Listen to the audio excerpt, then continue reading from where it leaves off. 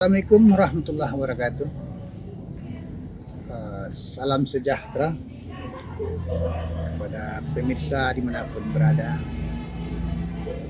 Kali ini kita akan membahas sebuah pemerintahan darurat Republik Indonesia, sebuah mata rantai dari perjuangan untuk mempertahankan kemerdekaan negara ini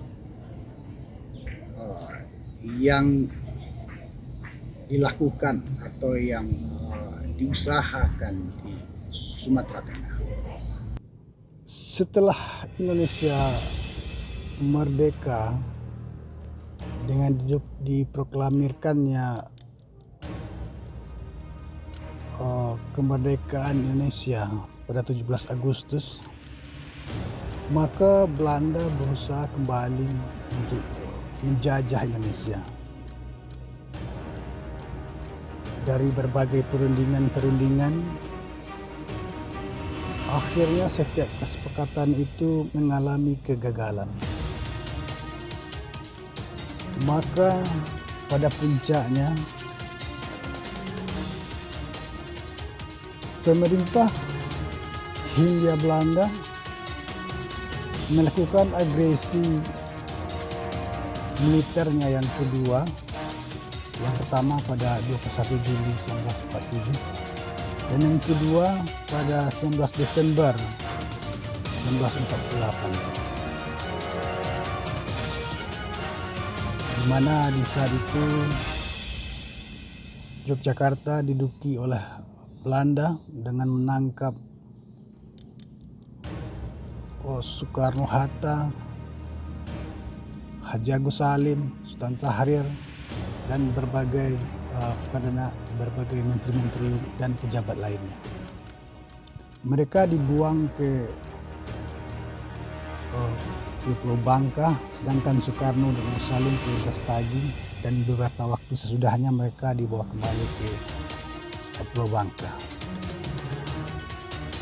Sedangkan daerah yang kedua diduduki oleh Belanda, dikuasai, maksudnya digempur, adalah Bukit Tinggi di Sumatera Tengah, dan ada juga Lubuk Linggau di Sumatera Selatan.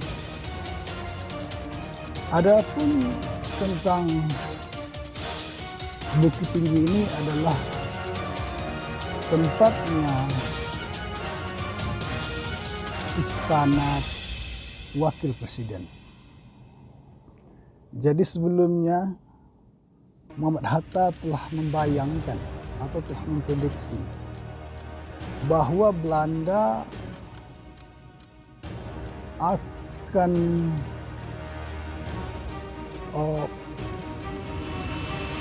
melanggar kesepakatan.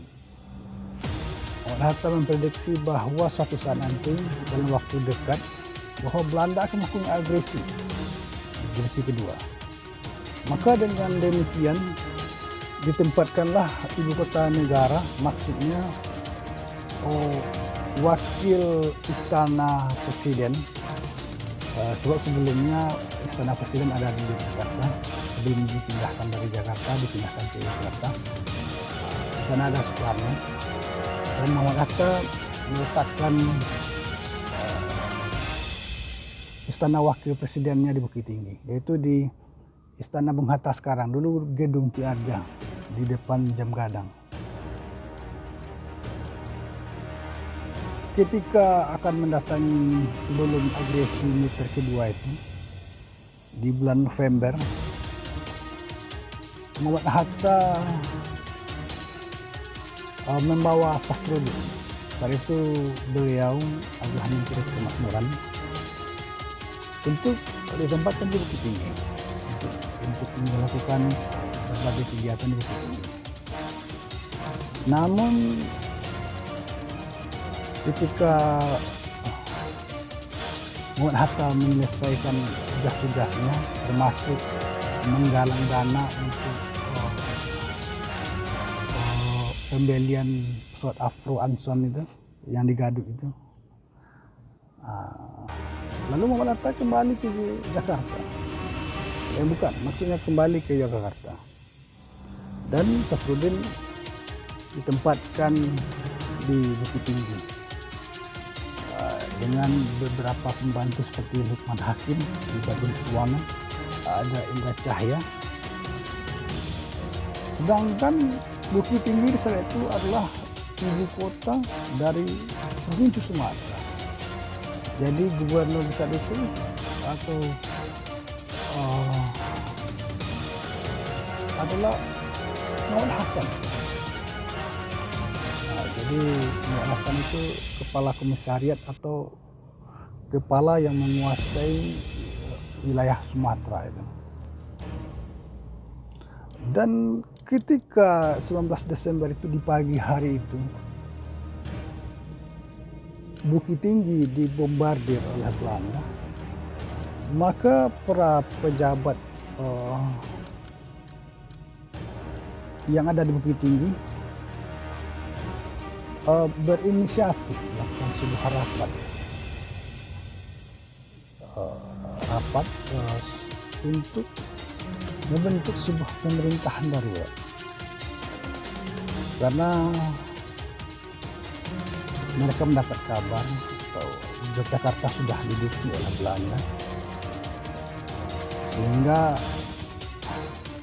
berkemungkinan para pemimpin yang di sana sudah ditangkap oleh Belanda. Maka Safruddin bersama Muhammad Hasan juga Kolonel Hidayat, kepala teritorial tentara di Sumatera, melakukan rapat darurat. Mulanya di Istana Menghantar di pagi hari. Namun karena di atas pesawat masih menderu-deru, akhirnya rapat itu dibubarkan. Maka rapatnya dilanjutkan sore harinya di rumah Muhammad Hasan. Nah, sekarang menjadi Museum Tridharma. Di sanalah rapatnya. Sore hari di atas rumah itu itulah rumah Kolonel Hidayat. Sesampainya di sana, maksud kami di sore harinya rapat diselenggarakan, maka diputuskan saat itu bahwa Safruddin menjadi ketua PDRI. Dan wakilnya adalah Muhammad Hasan, dan ada Lukman Hakim, Indra Cahya yang sebagai pejabat dari PDRI saat itu ditunjuk, termasuk Kolonel Hidayat. Melihat dari pergerakan Belanda dalam agresi di Bukit Tinggi, maka para pejabat dan masyarakat mengumumkan ke masyarakat bahwa untuk saat sekarang, untuk saat itu, bahwa Bukit Tinggi tidak bisa atau tidak memungkinkan lagi untuk ditempati. Sebab dalam waktu dekat, tidak akan lama, maka Belanda akan sampai ke Bukit Tinggi.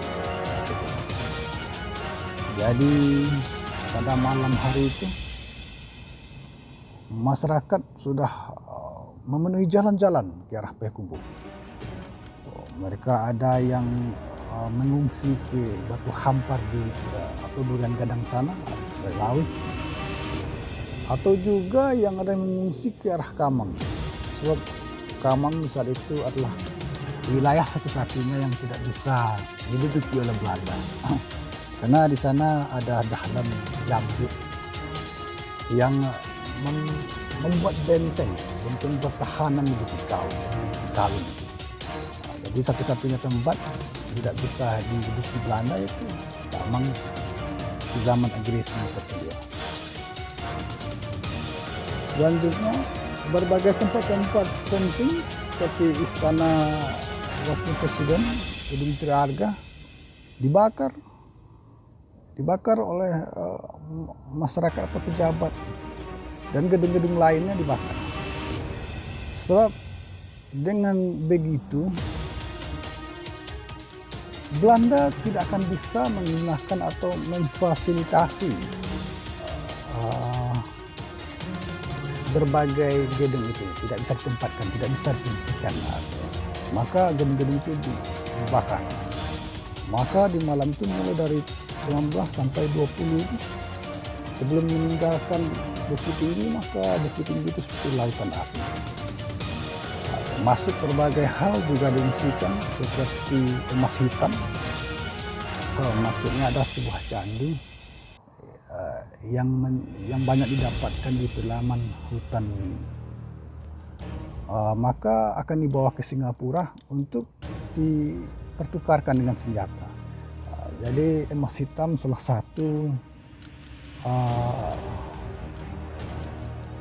satu modal dalam perjuangan. Jadi emas hitam itu diungsikan ke Bukit Luncung,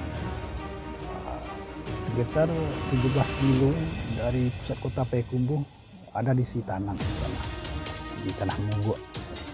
Bukit Luncung tidak jauh dari Halaban, masih di Kecamatan Larisaibu Halaban, di sana. Dan di sana di Bukit Luncung itu tempat mengeksekusi berbagai para pengkhianat. Jadi di zaman itu kalau ada pengkhianat ditemukan, kedapatan, maka akan dibawa ke Bukit Luncung, dan di sana akan dipenggal dengan dia.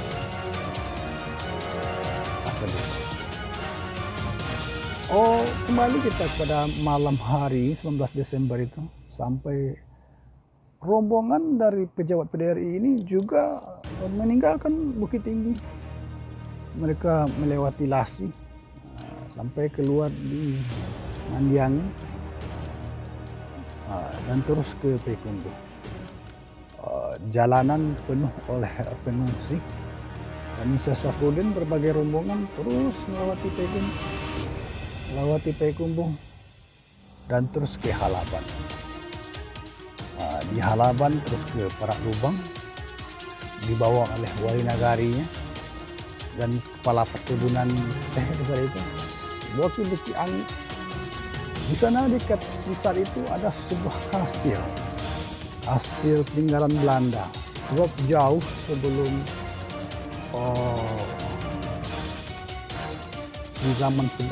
jauh sebelum Indonesia merdeka, Halaban itu adalah sebuah perkebunan teh sekitar 1000 hektar lebih ya, dibudidayakan oleh pemerintah Hindia Belanda. Para pekerjanya dibawa dari Pulau Jawa, dan di atas gedung, di atas Gunung Sagu itu, maka dibuatlah sebuah kota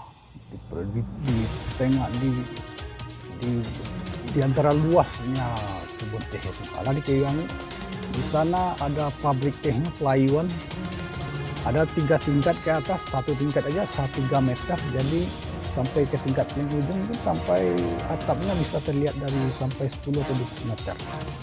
Maka itu akan terlihat dari jelas dari Parak Lubang.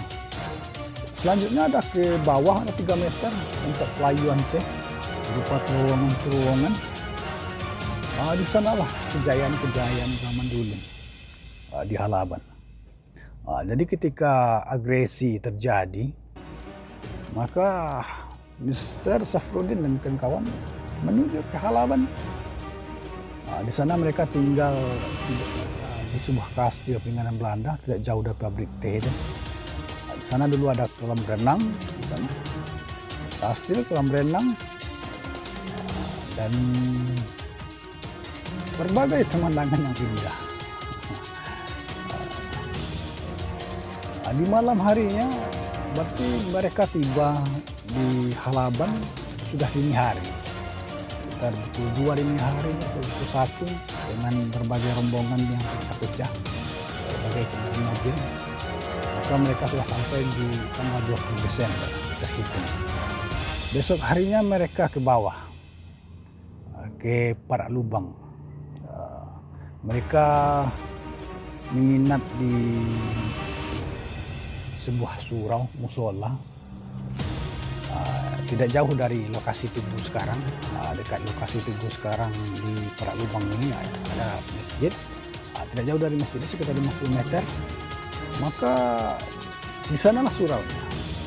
Di sanalah suraunya. Jadi sebelum melakukan rapat kembali, mereka menunggu Muhammad Rashid. Sebab Muhammad Rashid ketika itu seorang residen di Sumatera Barat. Jadi sebelumnya ketika agresi militer yang terjadi di 19 Desember itu, Muhammad Rashid sedang berada di Pariaman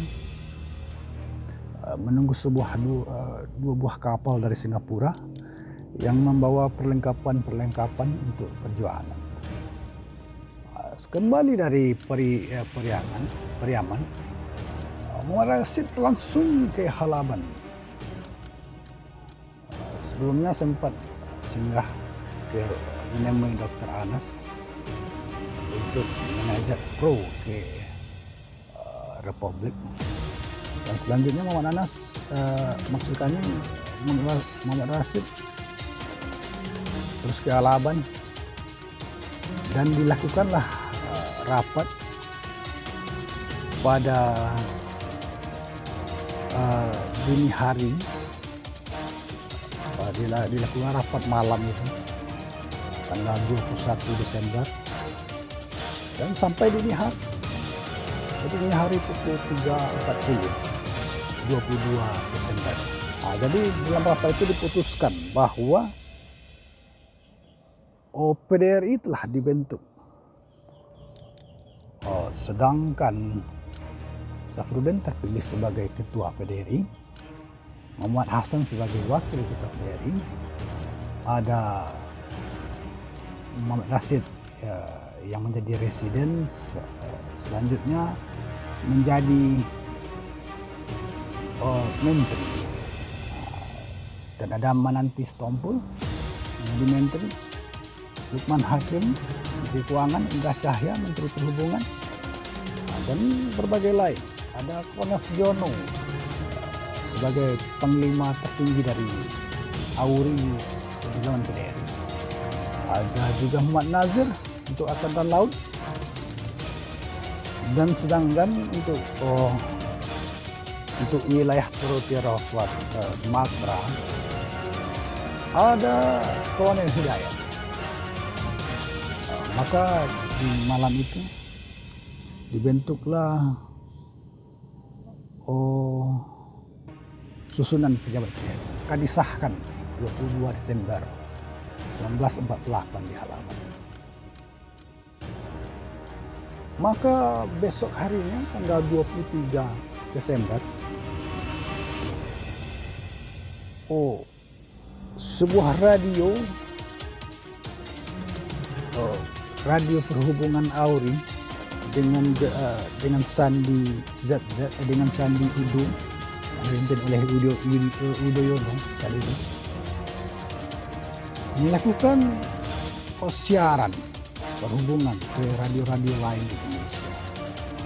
Di sana Safruddin berpidato bahwa Indonesia masih ada. Walaupun Soekarno-Hatta ditangkap Belanda, bukan berarti Indonesia hilang. Masih banyak yang melanjutkan perjuangan ini. Maka oleh sebab itu PDRI mengambil langkah inisiatif untuk melanjutkan perjuangan, untuk melanjutkan kemerdekaan. Maka tersebarlah berita itu sampai ke India. Ada Aran Maramis sebagai perwakilan PDRI di sana. Ada Sudarsono, ada Mr. Palar di Lake Success di Amerika PBB. Ataupun juga sampai beritanya ke Pulau Jawa, yaitu Jenderal Sudirman. Maka semangat untuk berjuang mempertahankan kemerdekaan ini begitu riuh, begitu gegap gempita dilakukan oleh rakyat semesta di Indonesia ini. Karena adanya perhubungan radio itu, maka Belanda dapat mendeteksi, mengetahui keberadaan sinyal, keberadaan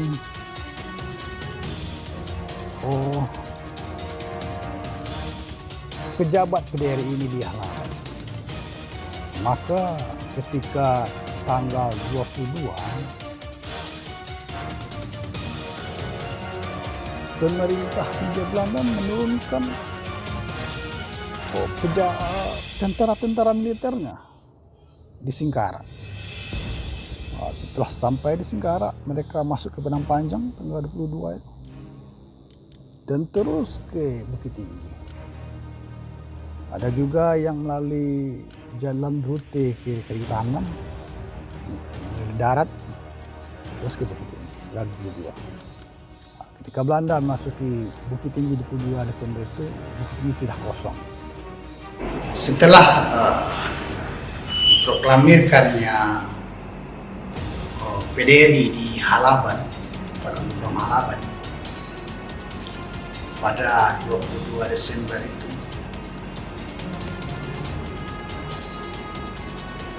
maka Belanda yang sudah memasuki kota Bukit Tinggi telah mendeteksi keberadaan radio perhubungan ini. Radio ini dipimpin oleh Udayana. Jadi singkatan dari radio ini radio PHB, dari radio perhubungan umum. Jadi ketika telah sampainya berita dari informan bahwa Belanda akan menyusul ke Halaban, maka di malam itu, di 22 Desember itu,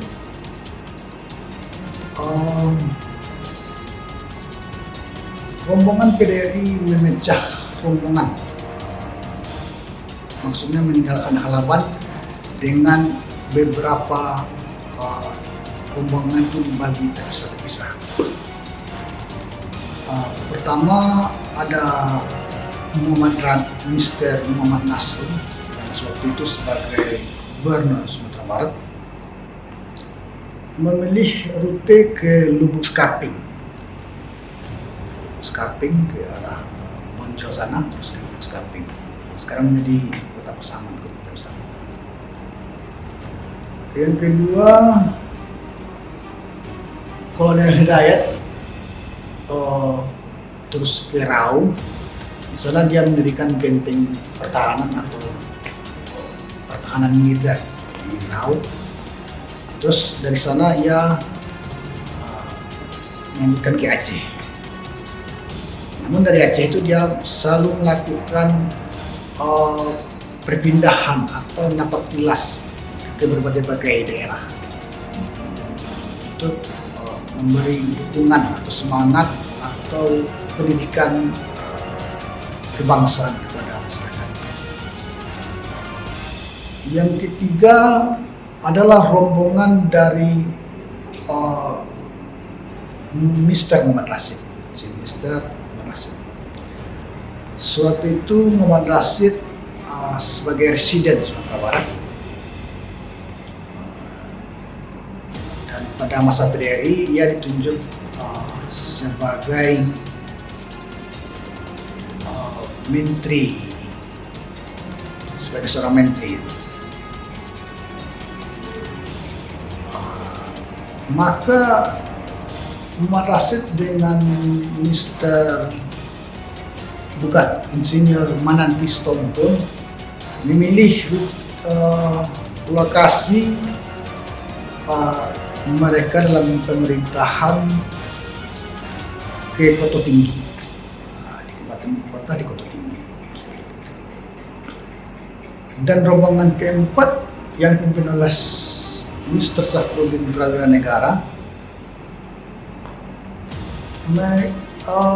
bersama Lukman Hakim, Keuangan, Indra Cahya, Hubungan, atau Kolonel Nazir Angkatan Laut. Namun Sujono tetap di Kota Tinggi, di Halaban. Dia mendirikan markas, maksudnya pusat pertahanan Angkatan Udara di Halaban. Rombongan ini ada sekitar 39 bersama Mr. Safruddin menuju ke arah Riau.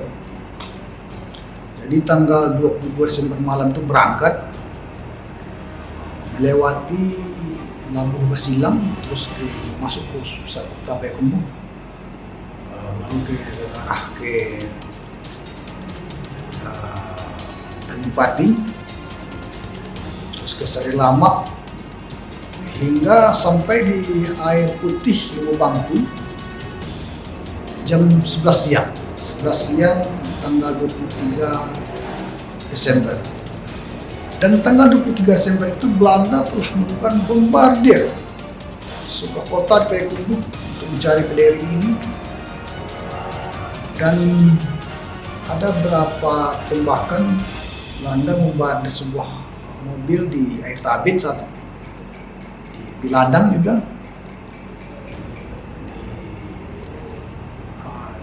dan korban-korban itu dibawa ke rumah sakit.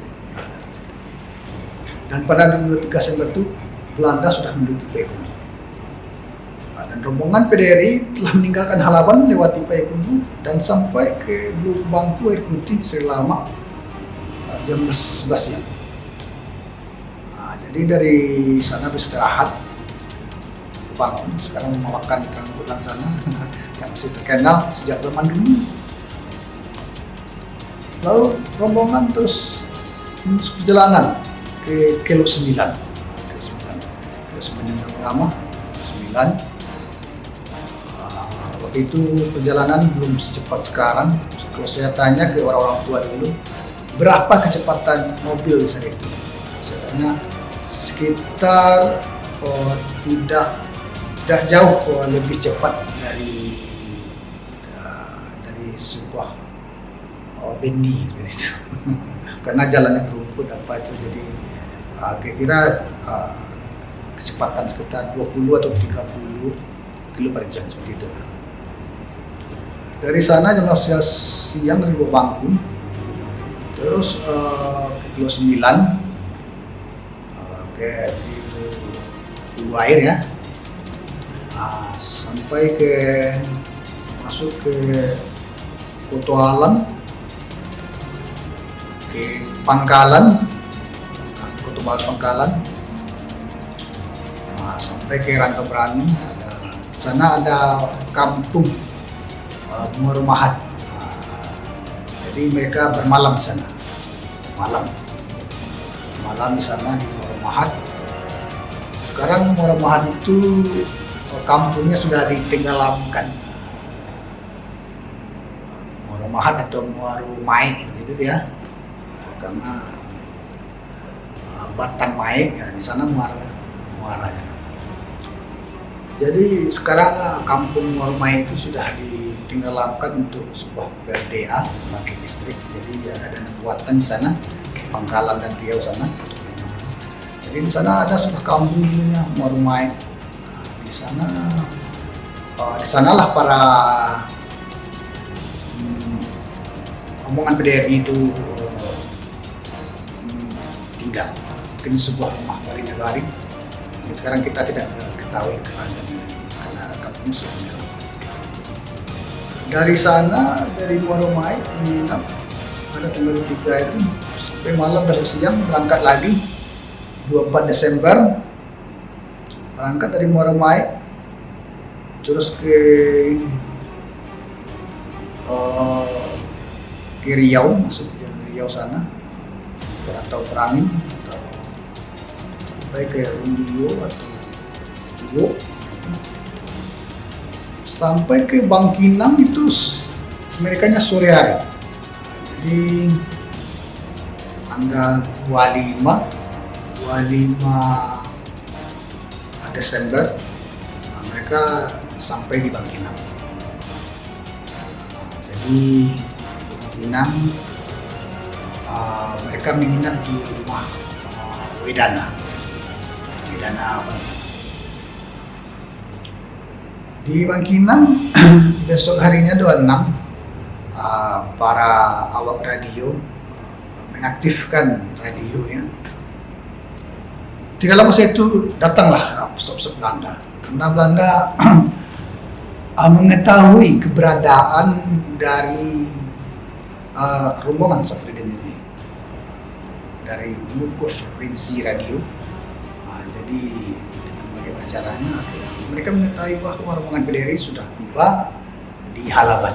Akhirnya pesawat Catalina itu sebuah capung badir rumah Wedanai. Akhirnya rombongan lari besar kecil dengan rumput tidak tahu arah. Ada satu menteri mungkin kita yang tidak bisa sebut namanya lari sampai masuk ke lubang apa ini, lubang toilet seperti itu ya. Karena mendadak seperti itu, akhirnya secara tidak apa lagi secara mendadak mencek tempat sembunyian. Ada lagi yang pejabat yang berlarian sampai apa, jangan ngomong keras-keras nanti ketahuan terdengar di atas. Seperti itu. Seperti itu. Jadi karena kondisi yang sangat panik, jadi berbagai hal kita tidak bisa berpikir rasional. Karena PDRI sudah, rombongan Safruddin sudah diketahui posisinya di hal Bangkinang, maka pejabat pun meneruskan perjalanan. Banyak yang rakyat baru mau naik baru pesawat menuju ke Aceh, rencana seperti itu, Aceh. Namun ketika dalam perjalanan dari Bangkinang ke Pekanbaru, ketemulah beberapa pimpinan militer, 2 orang, salah Hasan Basri gitu ya, mengatakan bahwa kota Pekanbaru sudah diduduki oleh Belanda. Jadi tidak usah ke Pekanbaru karena Pekanbaru sudah diduduki oleh Belanda. Maka rombongan pun berputar arah belok kanan. Ada pada kilometer sebelum kita ke Pekanbaru ada kilometer 41. Sana ada ke kanan. Dia akan melewati sebuah danau, nanti akan keluar di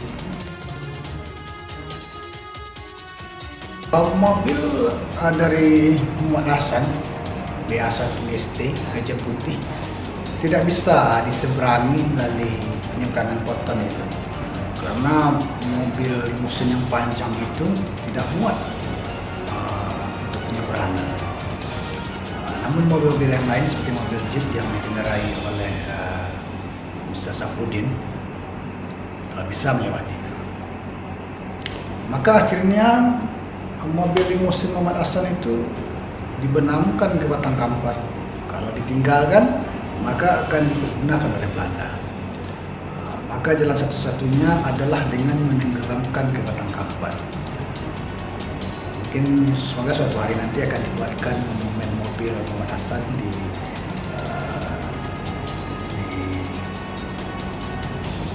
jembatan Ratakudo itu ya. Dari sana terus ke Pantai Raja, Sungai Pagar, sampai ke Lipat Kain, Muara Lembu, sampai di Teluk Kuantan.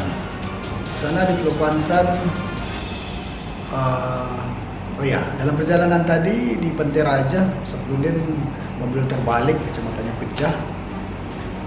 Lalu di beberapa tempat lalu akhirnya diganti oleh seorang dokter dalam perjalanan kecepatannya bisa sembuh.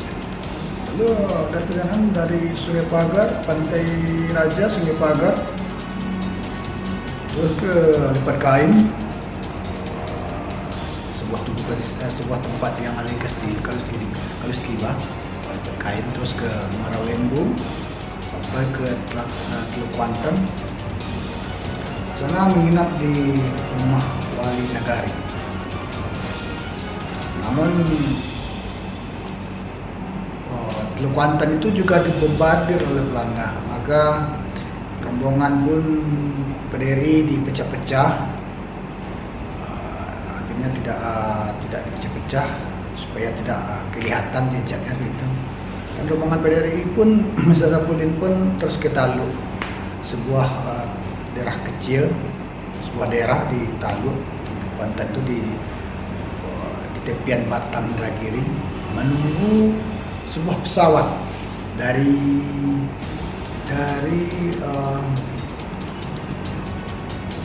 Muarabungu, dari Jambi.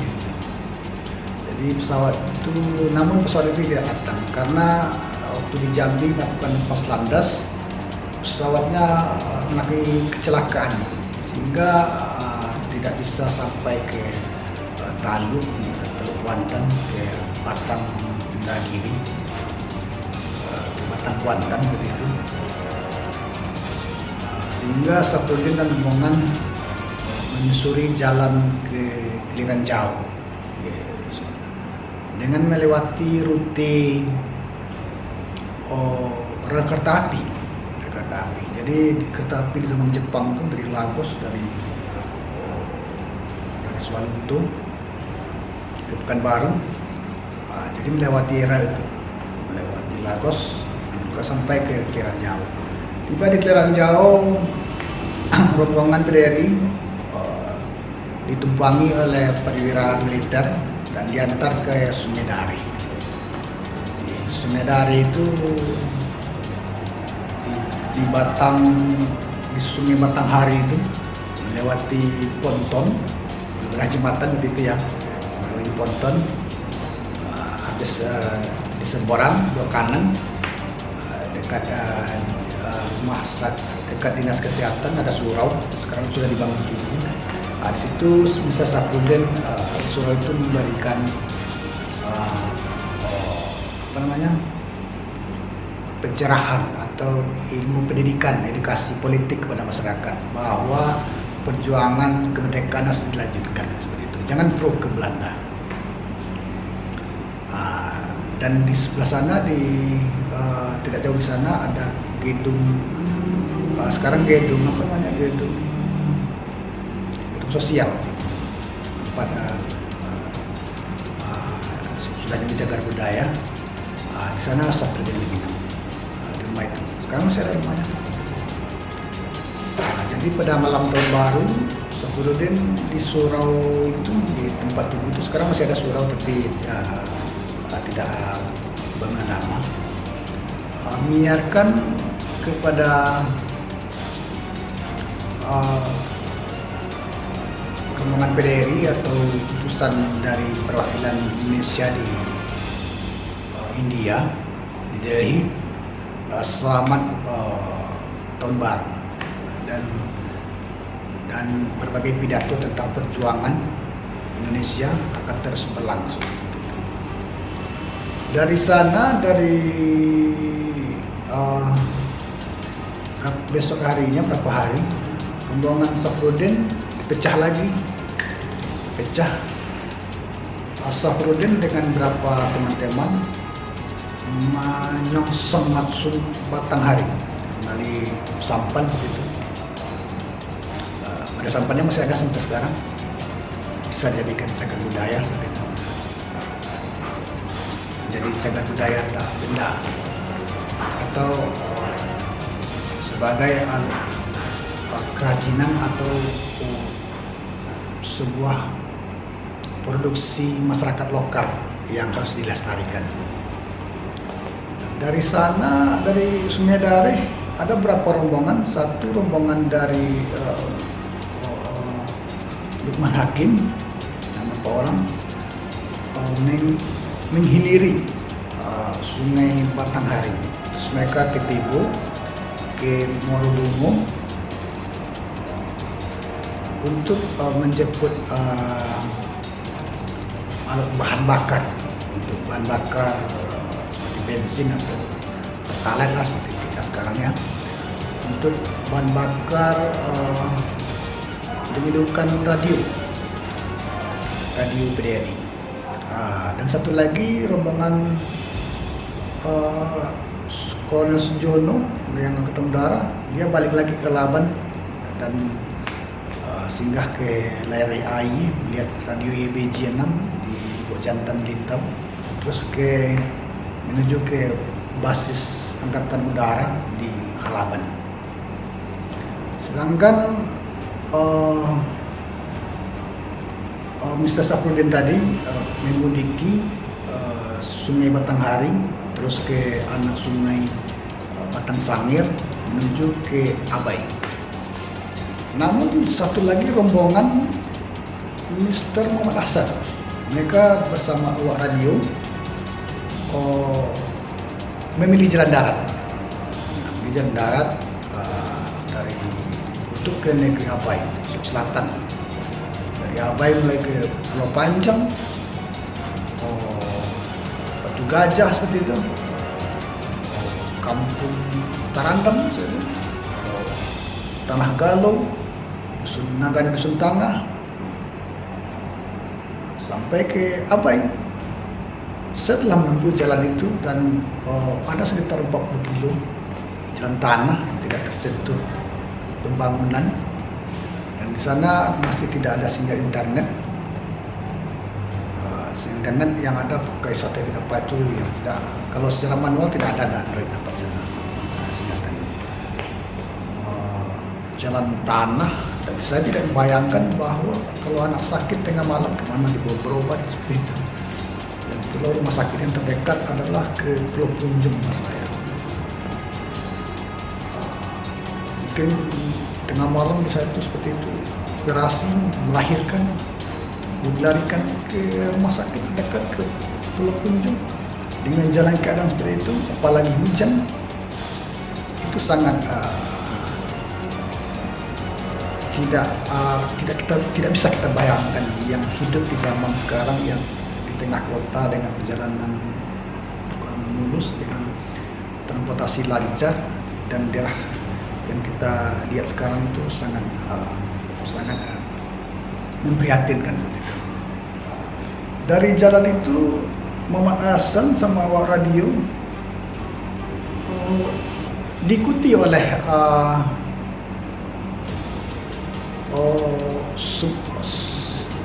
diikuti oleh ini, sesosok ini, maksudnya harimau seperti itu, sesosok ini dengan jarak 50 meter. Bayangkan dengan jalan puluhan kilo dari Pulau Panjang itu sampai ke Abai itu ada 40 kilo dengan hutan dan tembus pembangunan seperti sampai sekarang. Mereka diiringi oleh sosok ini. Namun ini itu tidak mengganggu awak radio ini. Ketika Muhammad Hasan dan awak radio berhenti, ini itu berhenti. Sampai mereka memasuki sebuah kampung sampai ke Abai. Mungkin harimau itu ini Pangian, di sana terkenal dengan Silik Pangian.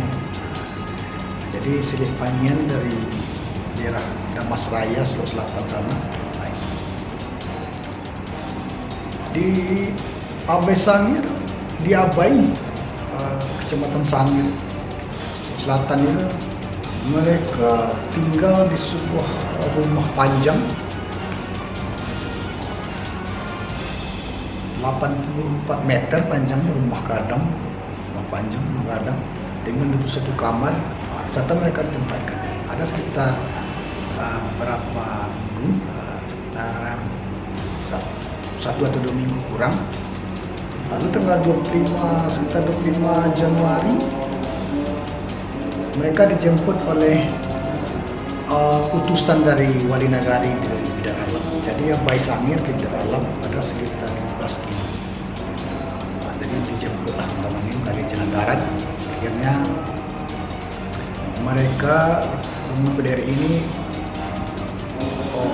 bertempat menjalankan pemerintahan di darat. Setiba di Bidar Alam, Mr. Saprudin melakukan rekonsolidasi dengan pemerintahan di Jawa. sehingga terciptalah pemikiran baru atau maksudnya penyegaran dalam pemerintahan darurat ini. Maka pemerintahan yang ada di Pulau Jawa dilakukan penyegaran sehingga pemerintahan daruratnya semakin besar. Di sana ada Jenderal Sudirman yang dengan balai angkatan militer, dan di bawahnya di Pulau Jawa ada Abdul Haris Nasution, itu yang balai militer di Pulau Jawa. Dan di Sumatera ada Perdana Hidayat, dan secara keseluruhan di Indonesia ada Jenderal Sudirman. Jadi Mr. Safruddin sebagai pemerintah darurat, kepala PDRI, sebagai ketua PDRI. Jadi di bawahnya itu ada Jenderal Sudirman yang membantu dalam bidang militer. Dan di bawahnya banyak lagi ada berbagai menteri di sana. Jadi secara secara perhubungan kita ambil dari segi tata negara, Safruddin melakukan tinggal pertengahan Januari di sana sampai pertengahan April selama 3 bulan di sana, melakukan berbagai rekonsiliasi dengan daerah lain, termasuk putusan kabinet dari putusan PDRI, perwakilan PDRI ada di India, di PBB, Pulau Jawa, atau di daerah lain di Aceh, di Sumatera Selatan, di Jambi, berkoordinasi dari daerah lain. Secara tata negara, secara kita melihat pusat PDRI itu secara lama, secara kita ibaratkan sebuah negara, maka ibu kotanya itu di daerah. Dan Muhammad Rashid yang menjadi gubernur Sumatera Tengah di saat itu, dan menteri dan juga menjabat sebagai menteri, Kota Tinggi bisa kita ibaratkan menjadi sebuah kota, ibu kota dari sebuah provinsi dari Sumatera Tengah. Jadi hal itu sangat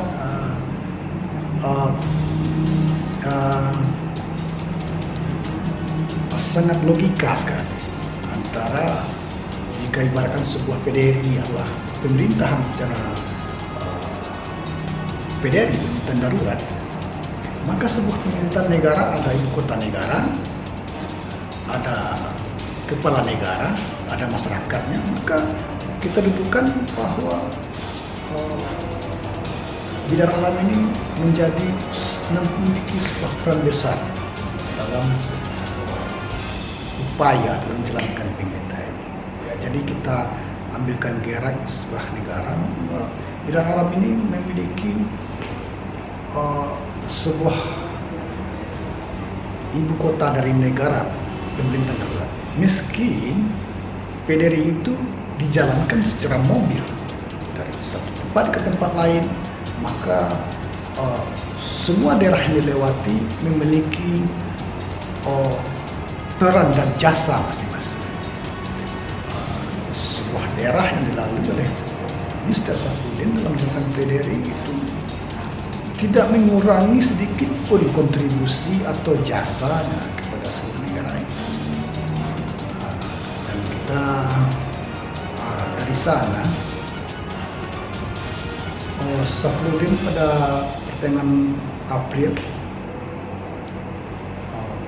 dengan melakukan rekonsiliasi dari Muhammad Rashid di Kota Tinggi ataupun Muhammad Nasrun di Lubuk Kaping, ataupun Koloni Hidayat di Aceh sana, atau Hakagani di Palembang, maka diputuskan bahwa dilakukanlah rapat besar di Selantai, karena menurut dari berbagai sisi keadilan bahwa daerah paling tengah-tengah itu ada di Sumber Kudus, Selantai. Jadi dipilihlah Sumber Kudus atau Selantai sebagai tempat ketemu musyawarah. Selain daerahnya aman, diliputi oleh berbagai bukit, sehingga orang-orang datang dari luar bisa terkontrol. tujuan utama diadakannya musrah besar di Selantai itu. Oh ya, kita sebelum kita membicarakan masalah Selantai, kita akan mengurutkan bukti perjalanan dari Bidar Alam, Saprudin dan beberapa rombongan dipecah-pecah menghiliri Batang Sangir, ada ke Abai, terus melewati Kampung Tanah, ada Tanah Galuh, ada Kampung Tarandang, ada Batu Gajah, ada sampai ke Pulau Panjang, ikan Batu Bekawi sekarang ini. Nah, terus sampai ke Batanghari, ke Sungai Batanghari, sampai ke Sungai Dare, jalan terus ke Giliran Jauh, masuk ke Kecamatan Kamang Baru. Di Kecamatan Baru akan memasuki berbagai daerah-daerah. Ada daerahnya Maloro, ada Airamu, Sungai Batung, sampai ke Paru, sebuah desa Paru. Dari Paru terus menjalani dari Paru ini, terus ada yang memasuki mengudiki ada sungai Batang Sumpur, dan di sungai. Ada juga dari jalan darat dari Paru, dari Paru itu terus sampai ke keluar di Siluka. Siluka ini dulu adalah tempat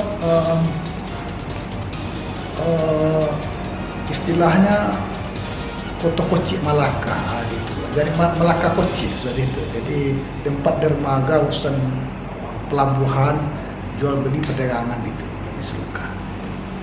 Ada melewati Siluka itu ada sebuah jembatan gantung. Sana ada Tapuy. Di sana di Tapuy. Tidak jauh di Tapuy terus jalan ada di Siluka itu ada, kita akan bertemu dengan kereta api yang dibangun pada zaman Jepang. Masih ada sebuah mesin kereta api dan relnya sudah tidak ada lagi, sudah dicuci. Dari Siluka terus ke Durian Gadang. Dari Durian Gadang terus belok kanan, nanti akan sampai di Pinang, terus ke Manganti. Manganti ini sudah masuk ke Kecamatan Sumber Kurus. Di Manganti terus ke Calau. Jadi rombongan yang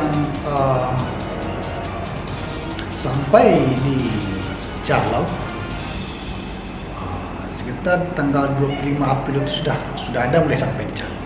Di Calau itu mereka menginap di rumah orang tua Buya Sapi Marif. Rumah itu. Sekarang rumah itu sudah dijadikan museum oleh almarhum Buya Sapi Marif. Dan ada suraunya, ada rumahnya. Dari sana tanggal sampai 25 April sampai 9 Mei sampai 10 Mei, 12 Mei akhirnya mereka berangkat ke Selantai. Jadi di Selantai, di rumah Warinagari Selantai. Jadi di rumah itulah dilakukan rapat besar 14 sampai 17 Mei 1949. Jadi dalam rapat itu mereka membahas sebuah kesepakatan Rum Royan Statement seperti itu. Royan Statement. Jadi pada saat itu ketika Soekarno-Hatta ada di Bangka menjadi tahanan politik di Belanda, maka Belanda melakukan kerjasama atau pembicaraan hanya kepada Soekarno-Hatta. Padahal di waktu itu pemerintahan yang berjalan secara merdeka, secara independen adalah PDRI, sehingga para pembesar pejabat PDRI ini tidak menerima bahwa Soekarno mengirimkan Muhammad Rum jadi perwakilan dari Soekarno-Hatta untuk eh, melakukan perundingan dengan Belanda. Waktu itu Belanda diutus oleh Royen, Mr. Royen. Jadi Von Royenstein. Di dalam perundingan itu poin-poinnya adalah sangat merugikan atau melemahkan sistem Indonesia. Andai saja jika yang diutus itu adalah utusan-utusan dari PDI untuk berunding dengan Royen dengan Belanda, tentu hasilnya akan lebih bisa mempertahankan atau lebih kuat lah posisi Indonesia. Kira seperti itu. Jadi pejabat PDRI ini tidak bisa menerima tentang keputusan Hatta dan Soekarno atas dikirimnya Mr. Muhammad Rum. Atas kejadian itu, maka berundinglah di Selantai. Jadi dari berbagai daerah, dari Mr. Muhammad Nasrun di Sukaping datang, dari semua datang semua, sehingga Selantai itu jadi sebuah sangat ramai sangat. Sampai tanggal 17, akhirnya dengan kesepakatan rapat itu, maka keputusan bahwa Mr. Safruddin menerangkan bahwa mungkin inilah jalan terbaik, bahwa kalau kita pertentangkan benar, maka perjuangan kita akan menjadi sia-sia. Biarlah untuk waktu yang untuk mencapai tujuan besar kemerdekaan. Ketika Safruddin tinggal di Selantai, Surakarta, awak radio tinggal di Sungai Kudus, di Surabaya banyak. Ada sekitar 4 km, Surabaya banyak, Sungai Kudus di Singapura. Ketika tanggal 17 Juni Belanda sudah masuk ke halaman, maka Safruddin pun meninggalkan Selantai. Maka sekitar 19 atau 20 berangkat ke Selantai, terus ke jemput rombongan awak radio di Kudus di Surabaya banyak. Terus meneruskan perjalanan ke Sabilo. Dulu nagarinya Taparumbo. Sekarang nama nagarinya Labuan Bajo atau apa itu. Tapi dulu namanya Taparumbo.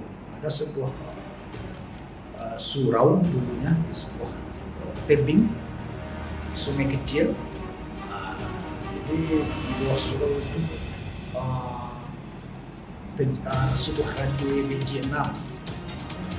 BJ6 ini jadi sebelum sebelum sampai di sana, hanya menyebutkan radio BJ6 ini. Terus kita kan ngomong ke Tanjung Bonai, Haut, terus masuk ke Nagari Tigo Campur, masuk ke sebuah belok kanan, masuk menuju ke daerah Sangkitingga, dan melalui jalan hutan. Sekarang sudah bisa di jalan tanah, ada sekitar 3 kilo atau 4 kilo lah dari sana. Dia akan keluar di Lari Ai itu saja, melewati Bukit Bajua dengan suasana bagus. Di Sangkitingga ini perjalanan Safruddin terus melewati hutan Bajua, hutan itu sampai ke Lari Ai. Dulu Lari Ai ini adalah tempat mukimnya radio IBJ6 sebelum diketahui Belanda. Mereka dari awal Januari sampai ke akhir Maret di Lari Ai ini, sehingga awal April mereka berangkat ke Sabiluru Sumbulo. Radio YBJ ini memiliki kekuatan besar. Jadi ketika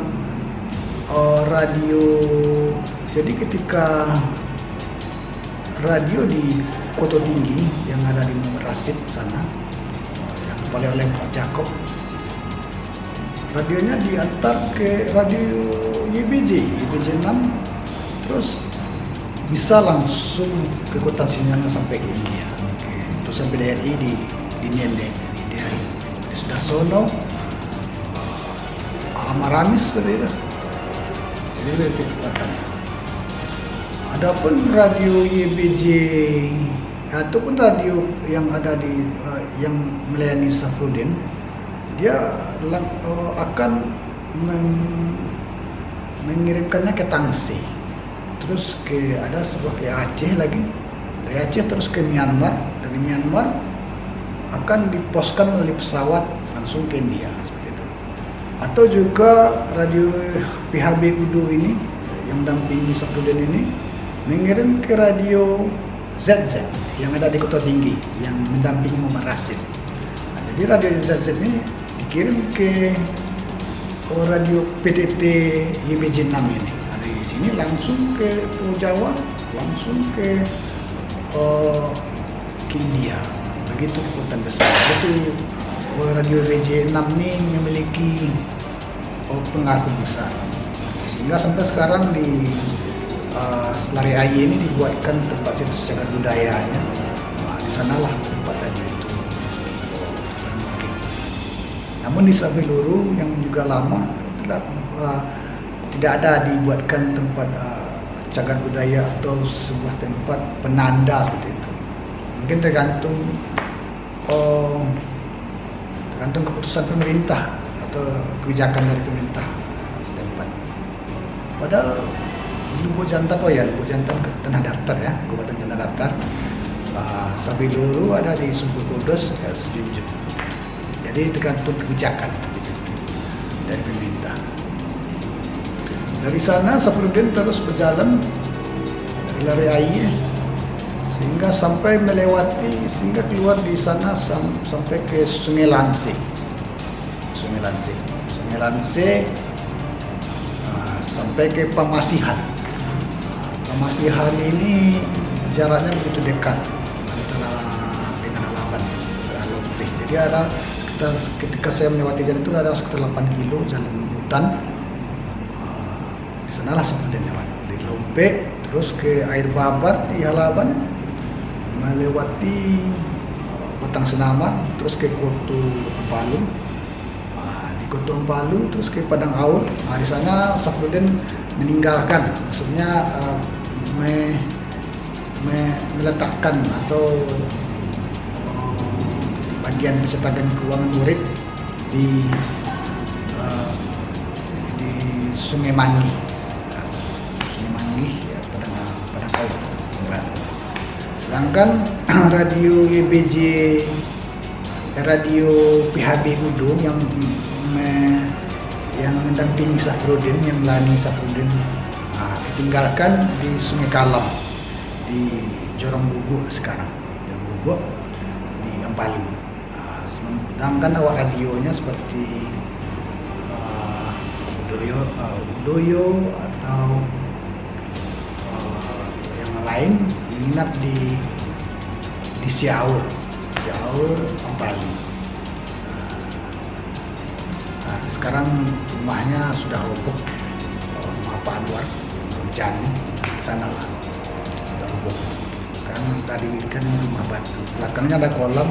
Jadi dulunya pria-pria ini sering memancing sana kolam rumah. Lalu Safruddin berjalan terus ke melewati jalan hutan.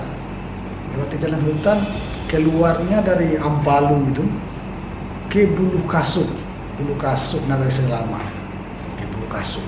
Jadi keluarnya di sana, di Bulu Kasuk. Dari sana terus ke Pulau Bang, dari Pulau Bang nanti tembus ke Batu Balang. Nagari Batu Balang. Tembusnya di Nagari Jorong Tigualu. Nah, jadi di sana di Tigualu itu sekarang jadi lapangan sepak bola. Di sana para pejuang mendirikan markas atau tempat pertahanan seperti Martison yang lain, sehingga pernah ditembak oleh Belanda, tembak sehingga untung tidak ada yang tidak terkena Belanda, tapi ada satu kerbau yang mengenai tembakan Belanda. Jadi Safruddin lewat sana. Ketika Safruddin lewat sana, banyak orang tidak tahu. Tentara-tentara jaga itu lihat Safruddin pakai topi pandan. Akhirnya dia kata-kata, siapa kamu? Itu. Jadi kamu gitu. Namun begitulah orang besar itu, dia rendah hati. Jadi dia tidak mau membuka dirinya. Saya Safruddin, saya apa? Tidak ada itu. Ketika dia bentak atau dia interogasi, dia rendah hati. Ya Pak, ya. Akhirnya dari sebanyak itu ada yang tahu, oh ini bisa Safruddin. Nah, akhirnya baru dilayani dengan baik. Nah, jadi orang yang bentak tadi udah takut. Orang yang tadi udah takut. Nah, jadi dari sana tembus jalan sana terus keluar di jalan SMA 1 Harau itu. 1 Harau. Terus ke simpang Peritani. Jalan masuk ke Pelutan, ke Kupang tuh, terus ke Balai Tinggi Gurun, terus ke Tinggu Balai itu Bupati Tinggu. Nah, terus setelah ke Pogam Nagari Tayi Bukit, Pogam terus jalan bukit lurus sampai nanti melewati perbukitan yang tanam perbukitan kebun gambir penurunan, nanti sampai ke Simpang Kapur, Nagari Simpang Kapur ini terus ke Nagari Sungai Antuan, terus sana sampai ke Nagari Trangmao, nanti akan menembus jalan ke Guntung. Di Guntung Nagari Andiang, masuk Nagari Andiang ya. Terus ke Nagari Bajalawe, terus ke Nagari Katutanga, Sungai Naniang, sampai ke Barugunung, terus berbelok melingkar jalan sampai ke Puat Datar Gunung Tinggi. Nah, di Puat Datar Safruddin tinggal di rumah Usman. Jadi begitulah Safruddin sampai di sana mungkin awal pertengahan Juni 1949, akhir Juni 1949. Jadi tidak ada diketahui orang, jadi dia tinggal rumah Usman. Jadi ketika ada surat kawat datang lagi bahwa rombongan tanggal 1 Juli itu Muhammad Hatta mengutus Dr. Lamena Muhammad Nasir untuk mencari rombongan PDRI. Jadi sebelum Lamena Muhammad Nasir ini khusus ke Sumatera Tengah ini, sebelumnya Muhammad Hatta sudah ke Banda Aceh, ke Aceh untuk mencari Safruddin. Ternyata Safruddin tidak di sana. Akhirnya dia lakukanlah dialog dengan Safruddin, bahwa dialog melalui radio. Waktu itu Safruddin ada di Selantes Kudus, maka Safruddin pergi ke radio YBJ 6, ada di Sabiluru, Teparunggu Kudus. Jadi di sana itu Safruddin melakukan hubungan telepon ke Aceh, ke Muhammad Hatta di Aceh. Namun radio yang ada di Aceh itu kekuatan frekuensinya tidak kuat. Jadi telepon radio tidak bisa dilaksanakan. Jadi akhirnya melalui telegram akhirnya komunikasi. Maka akhirnya Safruddin setelah Muhammad kembali lagi ke Jakarta. Habis di sana dia mengutus Muhammad Nasir dan Dr. Lamena dan kawan-kawan untuk datang ke Sumatera Tengah ini. Akhirnya mereka turun di Padang, tidak tahu kemana, kontak. Akhirnya terus ke Padang Panjang, ke Bukit Tinggi. Minat di Bukit Tinggi di Hotel Asdar itu, di Simpang Kasna itu. Simpang Asdar itu di Begumbung. Terus jalan ke arah Kemudian, ke Napar, ke Semalanggang, sampai di Kubang Batungke itu, Kubang Batungke ya, Kubang Batungke. Akhirnya ketemu dengan Azwar Tontong, seorang perwira militer. Mengenali itu adalah Muhammad Nasir. Akhirnya dibawa ke Paranampang. Itu sekitar tanggal 6 atau tanggal 5 lah ya, sampai ke Paranampang. Sedangkan seketika Safrudin dan teman-teman rombongan rombongan Dr. Lemena tiba di Padang tanggal 1 Juli itu, mereka melakukan rapat di Sungai Nanyang pada tanggal 1 Juli 1949 itu. Ketika Muhammad Nasir, Dr. Lemena sampai di Padang yang mencari rombongan PDRI di Sumatera Tengah, mereka belum tahu tadi mana itu PDRI. Akhirnya pejabat PDRI itu melakukan sebuah rapat untuk bagaimana keputusan, apakah Lemena Nasir ini kita terima atau bukan, atau kita tahu. Akhirnya dibuatlah keputusan untuk melakukan rapat di Sungai Nanyang, di rumah di kawasan Tanjung. Sana Haji Abdul Wahid pernah menikah di rumah itu, Mas Mandu di rumah itu, Rusli Abdul Wahid, Mas Mandu di rumah itu. Maka tanggal 1 Juli 1949 itu, sesudah Isya di bulan Ramadan, mereka melakukan rapat. Muhammad Rasid dan teman-teman lainnya, Safrudin, Jaya, Lukman Hakim, bahwa di antara keputusan itu sebagian dari pejabat PDRI itu tidak bisa menyerahkan mandat kembali. Jadi tujuannya Muhammad Nasir, Dr. Lemena datang ke Sumatera Tengah ini diutus oleh Muhammad Hatta itu untuk menyerahkan kembali mandat kepala negara itu, mandat sebuah presiden, jabatan presiden, jabatan kepala negara yang dipegang oleh Safrudin untuk dikembalikan lagi ke Soekarno-Hatta. Jadi itu maksudnya. Jadi ditunjuklah, diutuslah rombongan Dr. Lemena dan Muhammad Nasir ini datang. Karena ditunjuklah daerah Paranampang. Sebelumnya pejabat daerah ini bersama Rasid tidak menerima bahwa mandat itu diberikan kembali. Namun Safrudin meyakinkan teman-teman, janganlah perjuangan kita terpecah belah. Nanti akan ada dua kelompok besar, kelompok Safrudin Rasid dengan kelompok Soekarno-Hatta. Jadi kepemimpinan ini akan terpecah dan perjuangan kita melawan Belanda akhirnya menjadi sia-sia.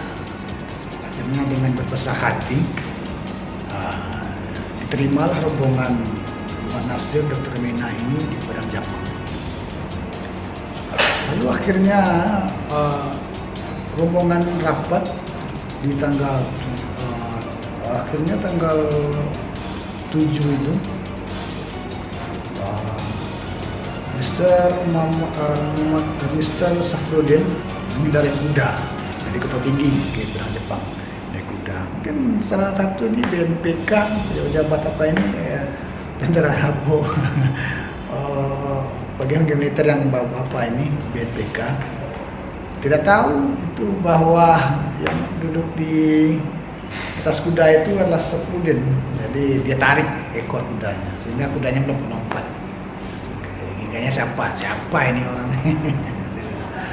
namun karena akhirnya tunjukkan, hei kamu itu Safruddin itu, kata temannya. Akhirnya dia menjadi hujat.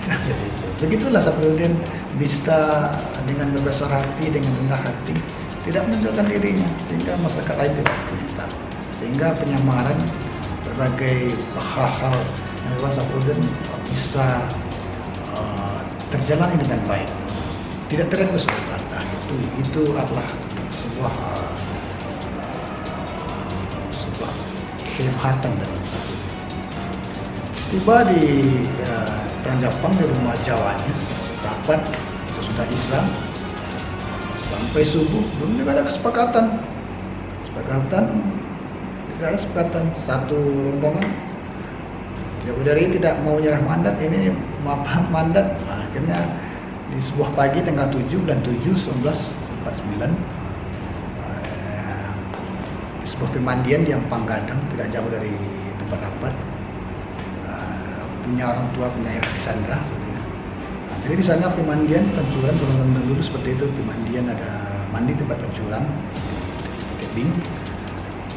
Kita mandi, setelah mandi sana ada seorang dari khususan tadi, khususan dari di antara yang lain itu ada Muhammad Nasir, ada yang lainnya itu tanya ke Ustaz Safruddin. Akhirnya dengan sepakatan dengan pembicaraan sudah mandi itu, akhirnya Safruddin bersedia menyerahkan mandat. Akhirnya bersedia menyerahkan mandat. Jadi habis di sana Safruddin nginap di rumah Anwar di Sepingai, masih di sekitar Bulan Jepang di negari Tujuh Kuntung. Dan Anwar tanggal 8 akhirnya rapat perpisahan di Kotokoci. Perpisahan Safruddin memberikan pidato, terlebih memberikan pidato, Nasir memberikan pidato. Jadi sampai sana Safruddin kembali dibawa oleh Muhammad Nasir ke Kota Tinggi tanggal 10. Akhirnya rombongan berjalan diberangkatkan ke Jakarta bersama Dr. Lemena, Nasir sama Paman Hakim, Ustaz Safruddin ke Yogyakarta. Diberangkatkan dari pesawat. Ada dua kemungkinan, kalau bukan di pesawat Bandara Piobang, atau tidak, kalau bukan di Bandara Piobang, maka di Bandara Gadung. Sampai Jakarta, terus dibawa ke Yogyakarta. Akhirnya disambut oleh Soekarno, disambut oleh Bung Hatta, disambut oleh Muhammad Rum, disambut oleh Sultan Hamengkubuwono. Dari sana setelah sambut, beberapa hari setelahnya, 2 hari, tanggal 13, diadakan rapat penyerahan mandat. Di tanggal 12 itu, sebelum itu, Jenderal Sudirman juga keluar dari persembunyiannya di hutan-hutan, barang dari Lia itu. Akhirnya Safruddin memasuki kota tanggal 10 Juli itu, memasuki kota Yogyakarta. Safruddin juga memasuki kota Yogyakarta. Jadi tanggal 13 itu mereka bertemu sebuah rapat penyerahan mandat yang dipimpin oleh Perdana Menteri Maulana. Jadi di sana dalam rapat itu, di sana itulah pertama kalinya Mr. Safruddin dan Jenderal Sudirman bertemu, pertama dan terakhir kali. Jadi maka di sanalah diserahkan jabatan mandat, jabatan kepala daerah. Anggaplah seperti presiden atau kepala negara. Jabatan kepala negara yang dipegang oleh Safruddin diserahkan kembali ke Perdana Menteri Monarta. Sampai di sana berakhirlah masa PDRI. Jadi masa PDRI kita hitung dari 19 Desember 1948 sampai 13 Juli 1949. Demikian pembahasan kita, penelusuran rapat pilas dari PDRI Mudah-mudahan bisa menjadi pelajaran bagi kita atau generasi mendatang, dan setidaknya kita mengenali rute-rute mana yang telah dilalui oleh Nusa Sabtu. Semoga pemerintahan ke depan memberikan kompensasi kepada setiap daerah-daerah yang pernah menjadi penyangga PDRI. Bisa jadi setiap daerah itu, misalnya bidang alam, anak-anak bidang alam diberi prioritas untuk bekerja di instansi negara, atau dibuka sebuah lowongan pekerjaan sehingga orang-orang tua mereka dulu, nenek moyang mereka dulu yang menjadi penopang perjuangan ini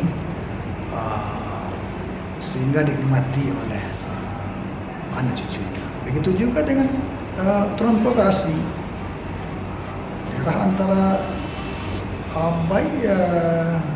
daerah alam selatan ke Pulau Tunjung itu di daerah yang lalui PDRI. Sampai sekarang jalannya masih jalan tanah dan tidak tersentuh pembangunan.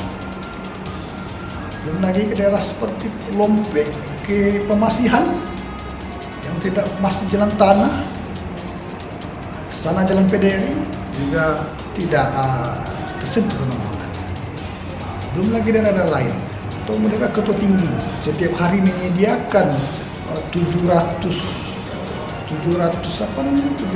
bungkus nasi, pagi 700, malam 700 untuk pengungsi atau semua PDRI. Maka masyarakat Kota Tinggi menanggung semua itu. Sampai sekarang PDRI di Kota Tinggi kita lihat ada monumen nasional telah didirikan oleh pemerintah pusat, dan kita sangat mengapresiasi dan sangat bangga dengan itu. Kota Tinggi telah